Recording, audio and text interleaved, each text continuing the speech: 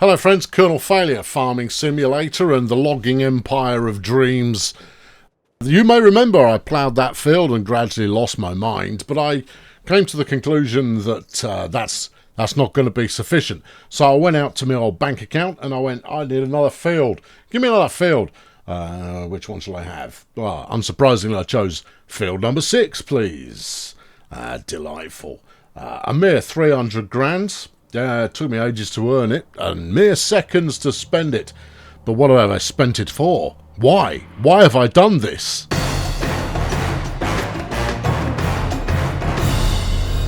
In this series so far, we've achieved our goal of providing fine dining experience to those who want to upgrade their furniture. High quality tables and chairs are available to those with sufficient wedge to afford it. However, this is not enough. No. If one's aim is to dine in civilised company, not only do they require a high-quality table with a set of matching chairs, they also need garments suited to hosting a middle-class dinner party. For reasons. To that end, I've invested the time and effort into the preparation of a field to receive cotton. This cotton will then be turned into fabric. That fabric will then be hand-woven by artisans into the finest high fashion. Yes, Barry Turnips is Balenciaga. It occurred to me that the one field I prepared might not actually yield enough cotton to make this enterprise pay off quickly. After all, there's a substantial rental cost on the cotton harvester, buying a spinnery, getting planning permissions for a clothing factory. The costs, friends, they are significant. So, having clearly forgotten the pain of preparing a small field for sowing, I opted to sink a bunch of my wedge into acquiring a significantly larger field next door and preparing that too. Massey Ferguson equipped, I put in some hot ploughing action.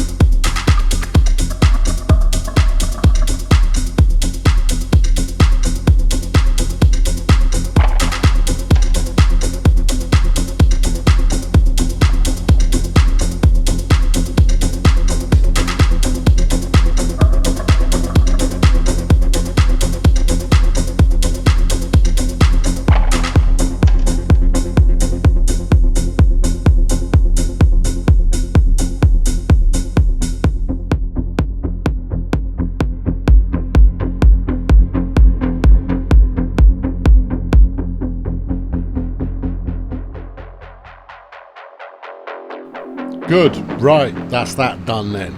Yeah. Well, if there isn't enough cotton here now, then frankly, there aren't enough fields for me to want to ever do any more of that. So now is the challenge to you've disconnected Senor Fatty there. Put it that. In fact, this is not Senor Fatty on the back. No, this is Senor Fatty's bigger brother, Senor Well Fatty, who is double the weight of the original and still the best.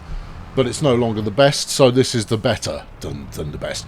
But the goal is get this cotton bale down to the fabric plant that I created during the downtime while I was waiting for the field to sprout. As you can see, it's huge. It's huge. I'll do you a full drive around at some point, but you don't need it. You get the idea. It took flipping ages.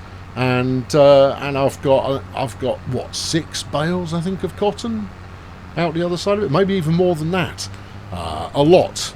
Anyway, but the secret to moving something of this weight, well, there's a couple of possible secrets. I tried lowering Senor Double Fatty there, but didn't make any difference. I've raised it up. See, the physics said that, you know, if you put the weight a little lower to the ground, it'll counterbalance a bit. It didn't really make much difference. It just dragged. Rather like that video montage you just saw. Oh, cutting! Get over yourself. Anyway, we've got to trundle this down here gently, but keep the front bale relatively close to the ground, and you keep your back wheels relatively on the floor.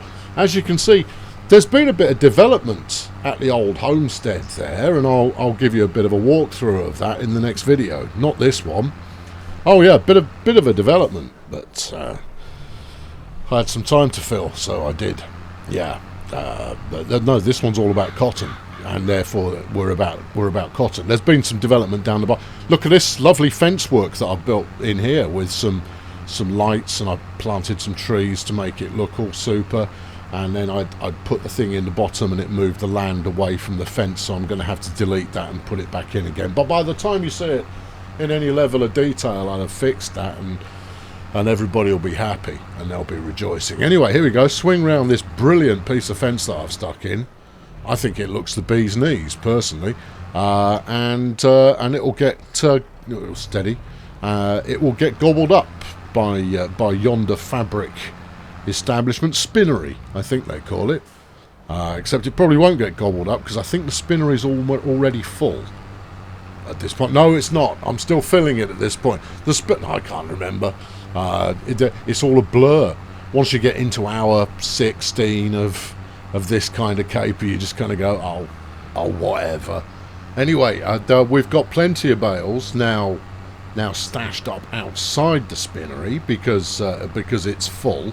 And the thinking here is that, well, it will generate plenty of fabric to turn into glamorous clothing type materials. Plenty of. Oh, yes. And then secondly, any fabric, any cotton that is left unsold after a season's harvest, I'll just go and flog that.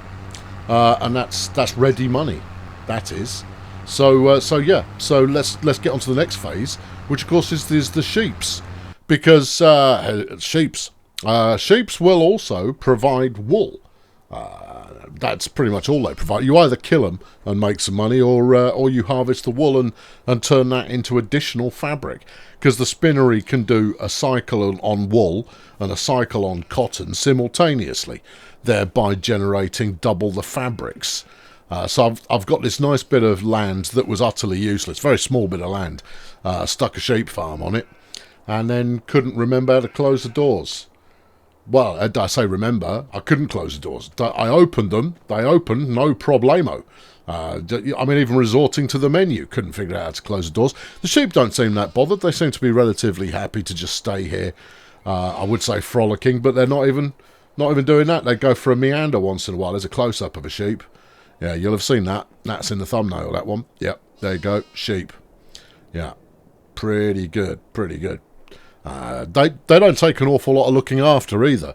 I was hoping for a bit of manure out of them, but no, these are very organic sheep, these ones, in the sense that they don't give you a byproduct other than the wool and, of course, their meaty selves that you can make use of elsewhere. So there you go, finishing as we started, and I'm back on the field again because I'm going to be on. Yeah, that is a new tractor. You're not wrong. I used a bit of money that I'd made from. I don't know what I sold. Oh, I sold all my tables.